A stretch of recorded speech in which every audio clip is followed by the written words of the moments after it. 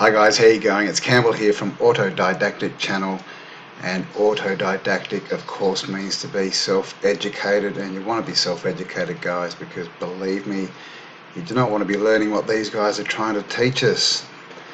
As you can see here, a quote, well, it's at least attributed to Napoleon, history is a set of lies agreed upon. Alright, today I wanted to talk and show you a few pictures of the Vatican. The Vatican Catholic Church, where their sort of main city, it's a city sovereign state, which means a few things. Yes, let's get into it.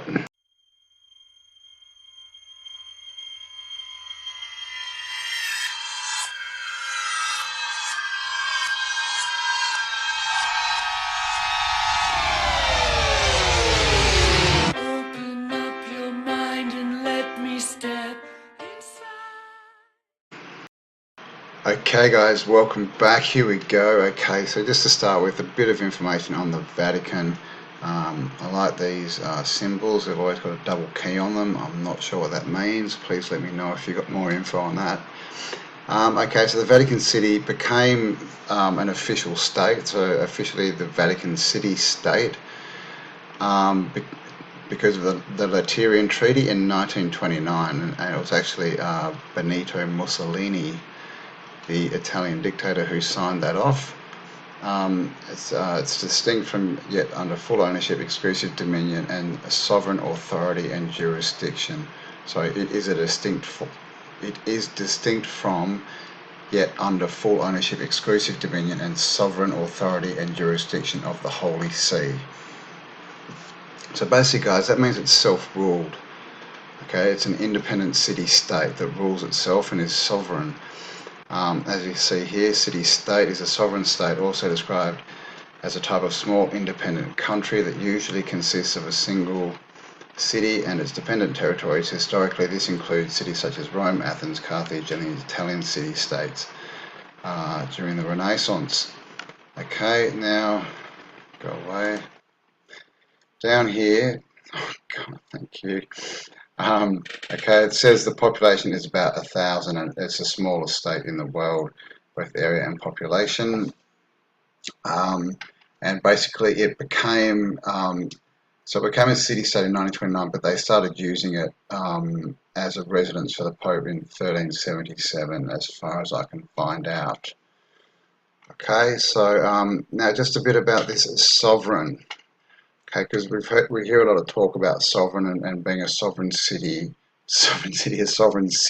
sorry, and that's what we need to be, and that gives you rights and everything. But if you're looking here, sovereignty is the full right and power of a governing body over itself, without any interference from outside sources or bodies in political theory. Sovereignty is a substantive term designating supreme authority over some polity. So what sovereignty means when people are talking about it is it's to do with law, that the parasites have created to basically to put themselves above us. So what people, with sovereignty, it's all to do with obviously admiralty law, the birth, through the birth canal, the birth certificate and all this kind of stuff. So yeah, I just wanted to cover that. Sovereign people want to get rid of that and say that they now rule themselves, as the Vatican City rules itself. Okay, but the way that the law sees sovereign is a little bit different. Sovereign is a supreme ruler, especially a monarch. A former British gold coin, obviously, possessing supreme or ultimate power. Very good or effective. So it's a supreme ruler is what sovereign means. And as you'll see on this page, a wide screen, sovereign. Origins, latter, super, Old French, sovereign, English, reign. Okay, so look at the word, reign. Okay, Middle English from Old French, sovereign, based in Latin, super, above. The change in the ending was due to association with reign. So sovereign, it's to do with the reign of a king or a queen, is how the law sees it. So being a sovereign state means that they are basically above the law. They create their own law. That's why all these pedophile priests are protected and they can all run back to the Vatican and get in the Vatican walls and basically have, you know, the same as diplomatic immunity and all this kind of stuff. Obviously, lately they've had to throw a few of their bishops out because the pressure's getting a bit much because of what they've been doing. But yeah, that's why they're above the law, guys, because they're sovereign and they're recognised as a sovereign state with a sovereign ruler and all this kind of stuff. And it all goes into their law, the Holy See, you know, ecclesiastical law. Yeah, apostolic. How do you say it? Apostolistic, or but yeah, they have all these different rules, but basically say that they have their own law. So the Vatican has its own law, it's self-governed and is above the law. And the way it's run, the Pope doesn't actually, you know, exercise law on the bishops there. They basically just all have sovereign rule. Just a quick picture here of St. Peter's Basilica.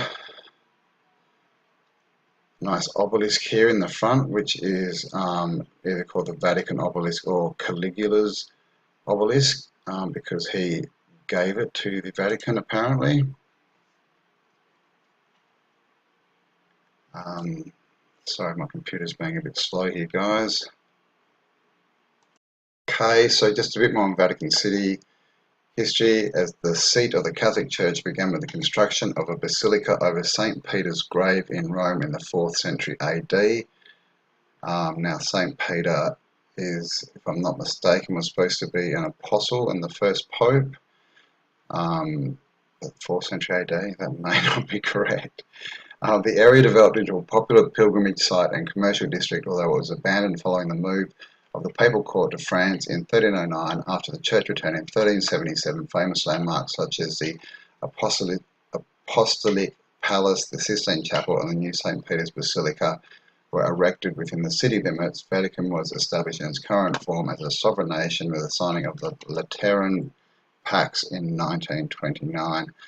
So what they're saying here is in the 1300s, at the end of the 1300s or around that time, famous landmarks such as the Sistine Chapel and the new St. Peter's Basilica were erected.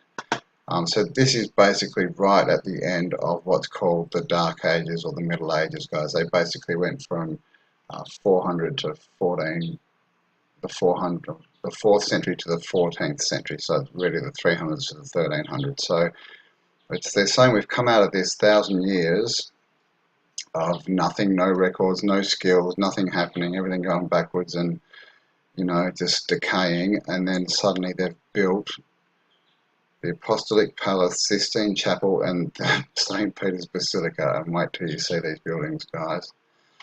I do have some pictures. Okay, let's have a quick look. Okay, so yep. Now, obviously, they're going to say that most of the decoration for this was done during the Renaissance. But I mean, look at these. Just look at that dome. Look at this artwork. I've got statues everywhere. I mean, this stuff is just amazing. There's some men in dresses for you. Okay, look at this room. Now this, I mean, I'm not sure exactly what they all are. I think this is St. Peter's Basilica. But just look what's going on here. I mean, got all these dudes just lazing about up the top here. You know, just lazy statues. These two look like they're supposed to be angels holding what's some kind of probably been replaced. We've got obviously the classic architecture. Look at the ceiling. I mean, just look at the work in there. And, you know, this building, you know, 1300s, guys. No roads, no machinery, you know, just out of the dark ages. So apparently, you know, no tools, no tradesmen, no artists or artisans. And we get this. And, you know, what are they trying to say? That it was built empty and then fixed up in the Renaissance? Not really sure, but you can see these massive pictures everywhere. So yeah, guys, amazing work here, and just look at the size of these. Whoops, of these doors. Okay, like there's not really a reference size here, but you can see that they're fairly large doors. This stairwell, you've probably seen a picture of this. It's quite a famous one, but I mean, just look at the architecture in that. It's obviously Fibonacci sequence to get that spiral, 3.14. Yeah, just had to put that in, and of course everything's just covered in this ornate, artwork and craftsmanship. Now this is outside, as you can see. I mean, this is in Rome, Italy, so they tell us this is Roman architecture. But it's the same stuff we see all over the world. Big domes, the portico things, the pillars, and this is the obelisk with a nice antenna on the top of it. This is called Caligula's obelisk. Sorry, come on, pictures, what are you doing to me? Thank you. But yeah, you can just see like all these pillars everywhere. The scope of the buildings. These are all statues lining the tops of the buildings. You can see them all across here. The work that would have had to go into this. I mean, the work that would have just gone into just paving this courtyard would have been pretty huge. You can see it's. I'll show another photo. It's actually separated into 8 segments. But yeah, so that's a bit of what it looks like from the outside. Again, amazing architecture. And we're told that these main buildings, were built 1300s.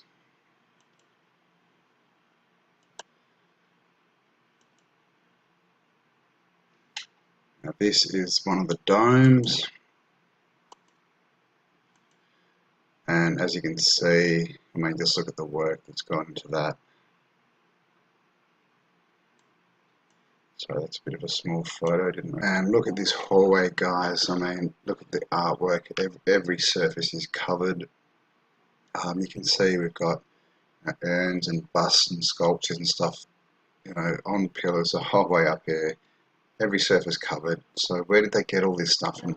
I mean, just to paint, to do the painting and the artwork on the ceilings and the Vatican, a group of hundreds of, the best artists in the world. So who was doing all this work? That's obviously we've got Michelangelo. There's some work from Raphael in here, but really, they did all this by themselves? I don't think so. And with who's been carving all these statues? I mean, this looks more like a stolen building to me, and the same thing as like in the world fairs.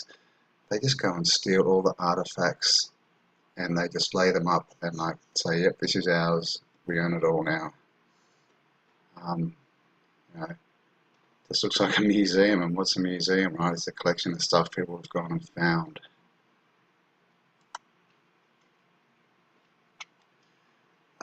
Look at this. Again, I'm not sure exactly what buildings. These are all at St. Peter's Basilica and the Sistine Chapel. But you can see every single wall is painted with like that popes and things on them. Check a floorboard. And look at the heights of these ceilings, and of course these domes, the pillars with the domes, sort of going off in 4 directions. We see that everywhere, that architecture all over the world. But I mean, just look at the work that's gone into that. I mean, is that not amazing? And of course, it's all kept for the Vatican, so they can have their little pedophile club. Now this, of course, I'm not going deep into the Vatican, and there's obviously, it's tied to Venice, to Italy. There's obviously the black nobility, the black pope, all this kind of stuff. All seem to be tied to the Venetians, who were the Canaanites, and obviously the Jesuits are a big order of the Catholic Church, and they're into a lot of banking and stuff as well. So this is just really, I'm just sort of touching on this subject. It's a huge subject. This is the world's largest pinecone statue. It's about 8 feet tall, I believe. And they say it used to be a fountain. It's got a hole in the top, and it used to be a fountain. And these are two peacocks. Obviously, pineal. Here it is again. Obviously, the pineal gland. Many people think is represented by the pine cone. And the peacocks there, they actually represent sort of ethics and good choices and things like that. So I don't know what it's doing in the Vatican, but the story goes that it didn't come from the Vatican. It came from ancient Rome, and they moved it in the 100s. This is, their timeline, and it came from the temple of Isis, I believe. So it came from a pagan temple, and it's sitting there in the Vatican, right? How does that make sense? Look at this internal arch here too, isn't that awesome? Of course, we've got statues here everywhere. This one looks like it's lost its head. But there's just so many statues, there's so much artwork here. And again, where did it all come from? Who made it all? Look at this. I mean, look at that ceiling. And it's all so perfectly symmetrical. I mean, is that really done by hand? Each square? I don't know.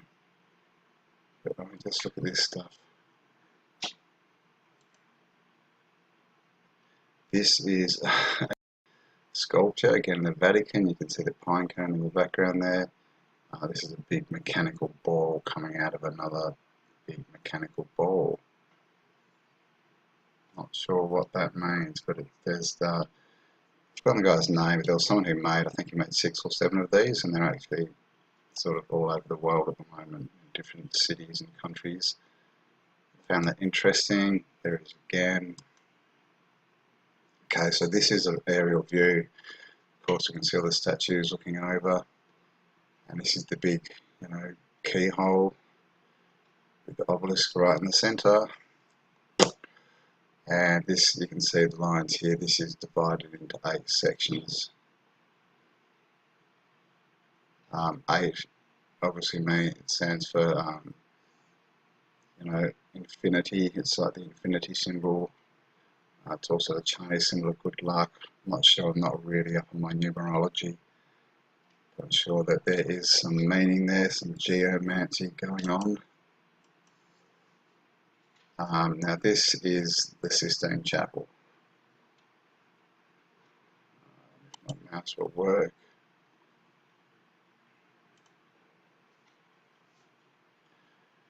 So I mean, just look at the work in this.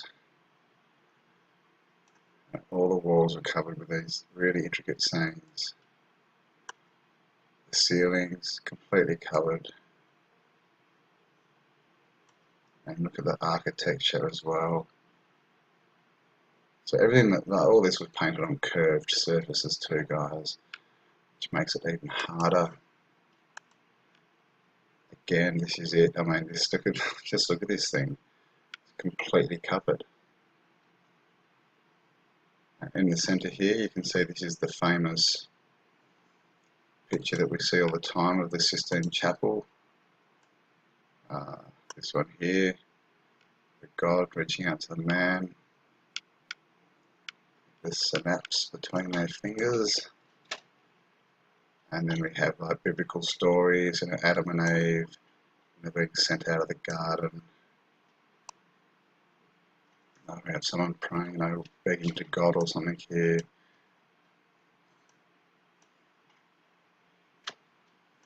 All these different pictures. I mean, a lot of it is biblical. A lot of it is a bit strange. This. We've got Jesus up here. We've got something falling over with a pillar and someone being crushed, or they're trying to hold it. I don't know if it's got to do with Samson, the story of Samson. I'm not sure. But down here we've got lots of naked dudes. He is holding what looks like this to be the skin of someone, like a soulless body almost. I wasn't sure what this was. It looked like they were on rocks or something, but they're actually on clouds. If you come down here, you can see there's people being helped up from below onto the clouds. from the lower realm to the higher realm. So I'm sure there's a different meaning to this, but the thing is, if this is supposed to be heaven, it looks pretty overcrowded, and these people don't look that happy. They're sort of clinging to clouds. I don't know, it's all a bit weird. That's the outside again. I like this photo. This is, I just found this. Domes as gun turrets. They got little rockets in the background there. Okay, here's another real shot. And as you can see again, just look at all these statues. Now I believe that this is in what's actually called the Vatican Museum. And again, where did they get all this stuff from? It looks like they just looted it and just put it in the hallways. I mean, look at this workmanship. Now this, you can start to see a bit of the scale. There's two people, and you can see the size of that doorway, the size of the ceilings, even them compared to the size of some of these statues. Now, this looks like a very large statue. This one looks very small. All the floors are inlaid. Like the amount of work that's gone in here. This is the Swiss Guard. They've been guarding them for the last, 700 years or something. They're nice fancy uniforms. They still actually wear armour. And yes, they all have to be Swiss to be in the Swiss Guard. Here's a few more, just the artwork. It's just everywhere.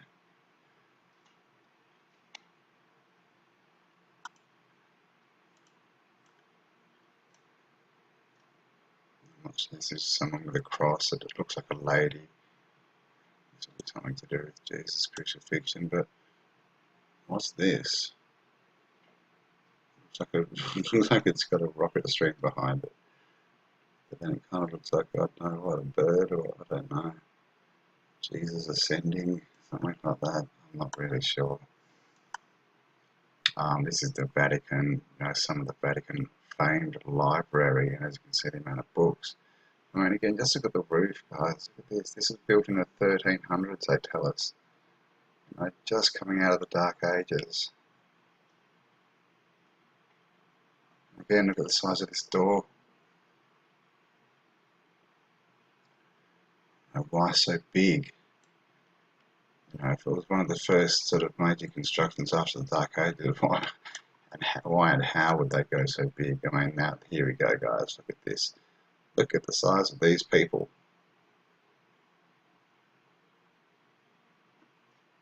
I mean, who was this built for? Look at the size of these doorways. I mean, my thought is they would have been, exaggerated anyway. I mean, you can see there's a shorter one here, but I mean, it's, it's 10 times taller than these people. It's like a 50, 60-foot door. I mean, look at the size of these people. They're nothing. You can see this is the sort of, the ornate sort of footing bit here, and these people are literally just above it. And how did they get up to paint all these roofs? What, to have scaffolding all the way up there back in the 1300s or in the Renaissance? We hear all these stories and see sort of pictures of Michelangelo on his back painting the Sistine Chapel. But in reality, he would have been, 30, 40 feet up in the air. So who was this built for? That looks like people bigger than we currently are. Here's another shot. Look at the size of these people. This is ridiculous, guys. Like, seriously, look at that. Look at the size of this building. It's ridiculous. And it seems to have, like structures that sort of seem to denote a certain sort of, size. Like, I don't know if that looks like a fireplace or something, but on walls you have things, window sills and that at a certain height. So you got these windows like way, way up here. And how big were the people that these were built for? Whoops. This is the keyhole again. So you can see it's sort of shaped like a keyhole. This comes up to paint St. Peter's Basilica, and we've got, I think this is the Sistine Chapel, but I do not know for sure. There's a few other buildings there. Now this is inside. Look at this. What the hell? And I don't even know what this is made out of. I haven't researched it yet. But look at that. It looks like a four-posted bed built for a giant. And again, look at the size of these people. They are tiny. Oh, look at that. He's up to here. And look at the doorways and the roof. And again, how did they get up there to even just to build that high, let alone decorate it?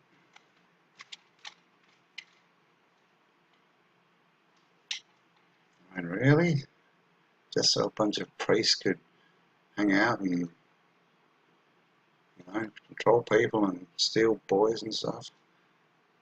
It's very, very strange. So that's what I wanted to show you, is these photos, guys, of the Vatican. And yeah, was it built for giant? I mean, I don't think they built this in the 1300s. I think they found it and they looted a lot of buildings and they put all their stuff in there, all their paintings and statues, and then they locked it up and so no one could see it. And we know about the Vatican libraries, all the information they're supposed to be holding underground in vaults and things. So yeah, but these buildings themselves, I mean, what's the actual function of a building like that for a human? Like seriously, what's the function? I mean, they tell us they're you know, basilicas and cathedrals and churches and all this stuff, but really, what does that even mean? I think these are built for a much different purpose and built by much bigger people who had much better machinery than humans had in the 1300s, or so what we're told we had.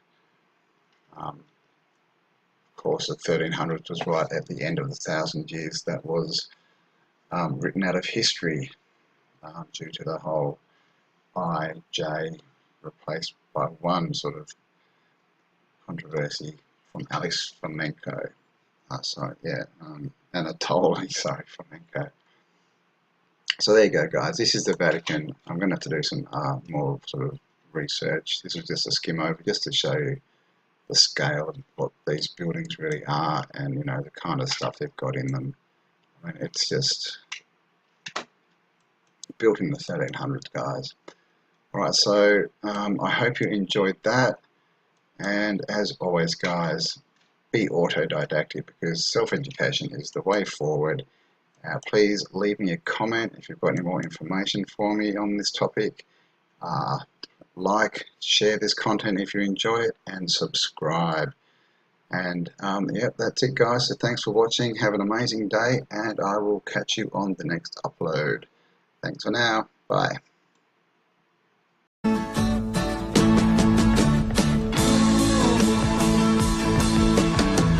What you want.